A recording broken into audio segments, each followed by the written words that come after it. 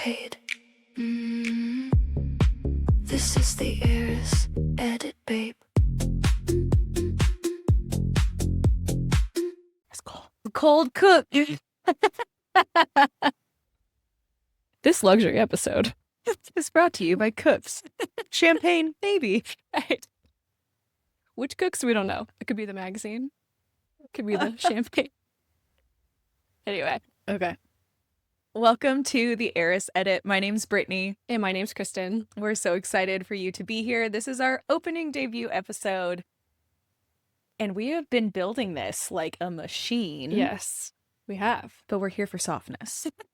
We're going to talk a lot about duality. Yes, and that's certainly a nice way to describe both of us. I think is there's a lot of hustle, there's a lot of duality, and there's a lot of softness. If only the desire for softness. Maybe it's not always presenting as softness, but Yes. So you guys probably are seeing on here, if you are watching this or listening, HERIS is spelt HERIS. Yeah. Beautiful neon sign for those of you watching. So HERIS was what we wanted to bring into this. And you guys know HERIS, we pronounce it like that. We also love that it's a play on her and is, because we talked about lots of different names for this, and HERIS to us, and I'll take this piece if you want to take edit. So HERIS is quite literally about inheritance. It's about who you are. It's about the ownership of who you are and the embodiment. And we're going to talk a lot about femininity and embodiment on this podcast, and about how to really realize where you are, I think. Right. And also, no matter where you are in your journey, in your adventure, as I like to call it, knowing that at any state, at any level, you can activate that HERIS energy within you, that power, that strength, that, I would say, internal structure too, which I think we're going to talk a lot about when we get to the edit piece. right. And know that you can stand in this almost like royal energy. Yeah. Be the queen, right? Absolutely. Yeah, be the queen of your life, your sphere, your circle, all of those things. Yeah. Yeah, and the edit part comes into play where, it's not about building more. It's not about adding more to your plate. It's not about doing more, performing more. It's really about taking the parts and pieces of your life and deciding what stays, like what needs refined, what needs to go, and what gets to stay. And we have a lot of experience in these realms. So Kristen and I it's been a year. It has. Isn't that crazy? Met a year ago, and we want to just introduce ourselves and what this is about for those of you who are just jumping into the HERIS edit, and maybe you're coming into this right when we launch it, and maybe you're coming into this down the line. So this is the starter of who we are as the podcast, who we are, and why should you hear this? Why should you listen to us? Do you want to start? Sure. Yeah. Again, my name is Kristen, and my career, it's funny that a lot of times we do start that way too. It's like the safe space. So here's who I am. Let me start with my job first. The least vulnerable part of me for a lot of people anyway. So I spent 15 years in corporate world as mostly project product manager. So I've been like tightly focused on leading teams centered around strategy, especially for in the technology space. So deciding what gets built in a website or a mobile app. And during COVID, I decided to open a business that was actually reliant on in-person interaction. Cocktail Duality. bar. Duality, yeah. I opened a cocktail bar in 2020, and that has since grown in the last year and led to us meeting actually into a coffee shop as well. So we moved locations and then we expand our offering into coffee. So we are open all day long, coffee to cocktails. I'm a mom of 2 young girls, and yeah, I don't know what else We're going to talk a lot more about other things, but for sure. Yeah, so me. Hi, I'm Brittany Renee. For those of you who do know me on the side of socials, you probably heard me say, hi, light beams, or welcome to the sphere. So I am a psychic intuitive embodiment coach. And when I say that, people are like, what does that mean? So I'm Native American, and I do energy work at the most baseline level, but my mission is to help men and women. I don't like to just put this on the women, though I get more women in my space. Help them live their most authentic lives and be the most embodied version of themselves. And embodiment is such a buzzword right now. Yet so many people don't even know what it means. They have no idea how to even be embodied. So that's really my lane. Beside those lanes, because as entrepreneurs, we always have more things that we're doing. Absolutely. I assist in marketing and brand development. And all of that is, again, rooted in who are you? So Kristen, if you ever come to her bar, is so her. Like, it is her aesthetic. It is very much, I would say, the embodiment of you and all the different kind of flavors that are there too. No, thank you. So building businesses, right? Even when we were building this for HERIS, it's like, what is this for? What are we wanting to create? Who are we serving? And so I help business owners do that in a way that's really authentic, and it's getting outside of the box of the, okay, this is the box that I'm supposed to live in, and this is what I'm supposed to do. It's like, no, let's like wipe the slate clean and figure out who are you as a soul, as a person, as a human, and let's build this culture into your workplace, your business, etc. So I am also a mama of 2, and I have 2 boys. So we've got the girl mom and the boy mom. The blonde and the brunette. Yes. But I'm super excited to be here. And I know one of the things that we also wanted to touch on was, you talked about, I think, the edit piece. And in this podcast, I think what you can definitely find is we're going to talk a lot about taking inventory, more or less. Yeah. Because I know we both can speak to when you take inventory of like, where are you in your life? What's working? What's not working? Right. I think we've been taught to be, I forget the word that you just used earlier, like boss babe. So And how much I hate that phrase. Yeah. I do too. I absolutely do not live for that word. However, we get titled, like both of us have been called that. And I definitely leaned into that in early parts of my career. Yeah, I think anytime someone says that, they don't mean it with malice. I think it's intended to be like, you are a boss, but they attach this word babe to it. It's like it needs some kind of like qualifier. Like I'm a boss with the asterisk, I'm also a woman attached to it. And that's why I don't like it, because I'm not a boss babe. I am simply a boss. And so I can appreciate it. And I don't necessarily, hate is a strong word, obviously. And it's not like I assume that somebody has poor intentions when they say that. I just have this sort of, it's becoming a bit visceral sometimes, of just like, no, don't refer to your business as small. Don't qualify what you do as woman only, or that it, yeah. So that's why I don't like it. I know that one piece I will bring into this podcast a lot is words, because words are so powerful. And so when we don't like something, if we don't like the word hate, we can say disenchanted. I'm very disenchanted when someone calls me a boss babe. However, in that, as women, which we were just speaking about this before we started recording, the Barbie movie has this moment that I think, is her name America? I can never remember her name, but it is like the best monologue of all time. She talks about women. He's like, we're supposed to be pretty, and we're supposed to be strong, and we're supposed to be soft, and we're supposed to be submissive, but we're supposed to be powerful. And it's just like, holy being seen. I was sitting in the theater and I got emotional as she was talking. I'm emotional right now thinking about it. I saw that movie with my 2 daughters and I'm like, yes, thank you. Yeah. And we're watching, I think, the reality around us catch up, because our bodies will speak far before our ego will allow us to actually say maybe what's living inside of here. Even if it won't allow us, or if we're just so used to being in our brains and used to having to, if you, like for me, for my career, I primarily worked in male dominated fields, and I had to learn very quickly how to acclimate to that culture. And yeah, I led giant teams, and I was constantly living in my head about what to do next, what strategy to do. And I'm still a very strategic thinker / person, but I think I do rely a lot on my intuition and the way that my body does respond to certain situations or people or whatever the case may be. So there's certainly a way to combine them, but I think that we spend, a lot of times, especially we're technically millennials. I'm an elder millennial myself. I think the way that we were brought up was certainly, it was more encouraged to be in that kind of headspace and that more cerebral thought process. And so I think that's a lot of what I'm learning from you, is like how to untangle a lot of that programming. And so I think that with this podcast, like part of the goal is to give permission to do that, to know that your body's not lying to you. The reason you are sick and run down and burned out is because you're probably not listening to what is serving or not serving you. So deeply. And I think that's like perfect segue into who is this for? So if you're like, this isn't a boss babe podcast. This is not this is how you're going to grow whatever the things are, $1 million business. No. And it's not about fixing yourself either, because there's literally nothing wrong with you. You're not broken. You're not crazy. Right. Yeah, I think permission is a great word. This is the podcast where we're going to continue to pour permission into your mind, into your space, to be who you are most authentically inside of you. And I think we've been programmed as women. Barbie movie is a great reference too. Like, we've been programmed to appear so put together, and social media has made this exponentially so worse. much deeper. Oh yeah. And in that, we've lost a lot of ourselves. Like a lot of us, I have clients that come to me that they're like, I don't even know what I want. Oh my gosh, you know how many times I've been in a therapist's office and I'm like, what does that make you feel? And I'm like, I don't know. Can I refer to the feelings wheel, please? Can you please give me that little diagram over there? I need the diagram.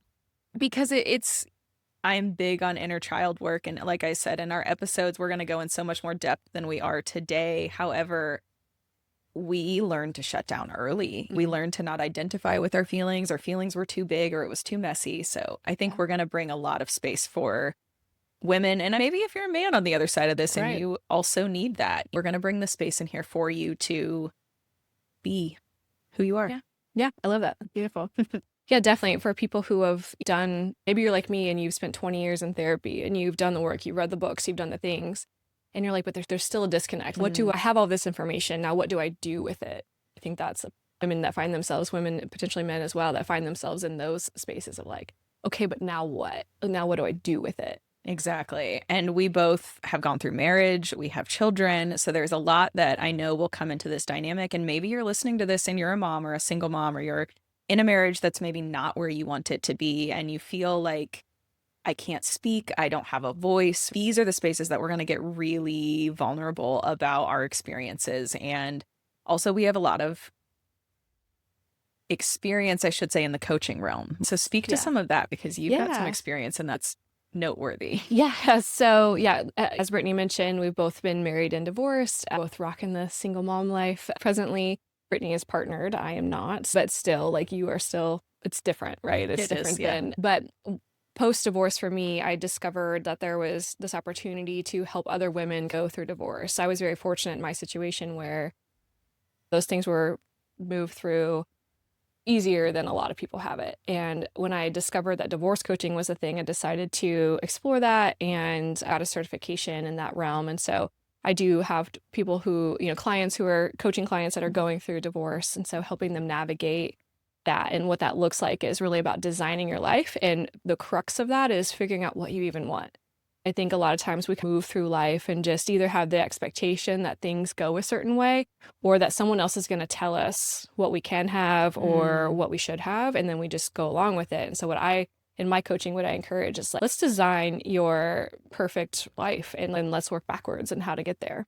I just got chills. I love that. We have so much overlap. We talk about this, and there's so much duality in some parts, and then there's so many pieces that we just work so in tandem. And in the coaching that I do, like I spoke to, I work with business owners, and I also work with individuals. I host retreats, and I have a membership of over 150 beautiful souls.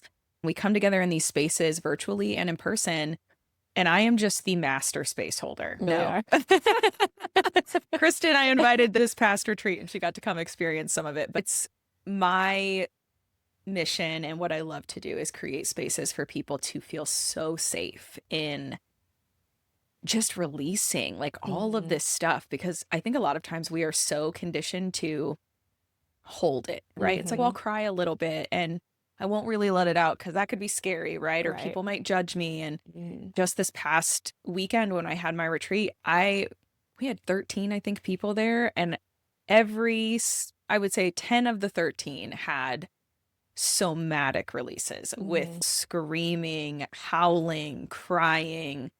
And it was generations of trauma that just finally had a room that was like, you're safe here to just let it out. And it changes you. Like this work that we both work in, this changes you. And even having friendships that you're like, I joke because I'm like, I met Kristen a year ago and I'm now like, I'll walk in her house and I'm just like, I'm going to get in the fridge and I'm hungry.